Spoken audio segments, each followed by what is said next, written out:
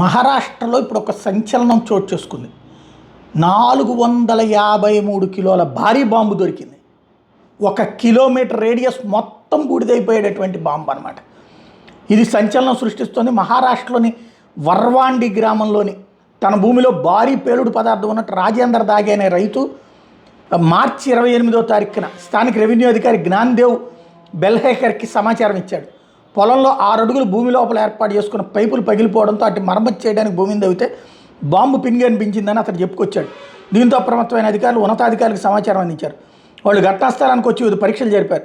భూమిలో భారీ పేలుడు పదార్థం ఉన్నట్టు గుర్తించారు. అది పేలే అవకాశం ఉన్నందున ప్రజల్ని ఆ ప్రాంతం నుంచి తరలించారు. దీన్ని వెలికి తీయడానికి అనుమతి కోసం కేంద్ర ప్రభుత్వాన్ని ఆశ్రయించారు.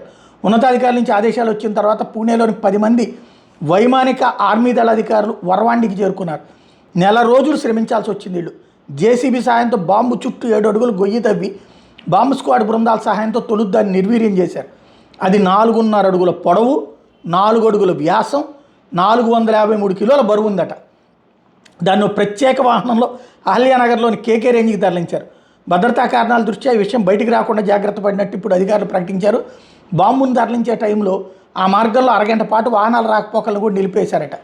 బాంబు పేలుంటే కిలోమీటర్ మేర ఉన్న ఇళ్లు పూర్తిగా ధ్వంసమై ఉండేవని, భారీగా ఆస్తి ప్రాణ నష్టం సంభవించేదని అధికారులు చెప్తున్నారు.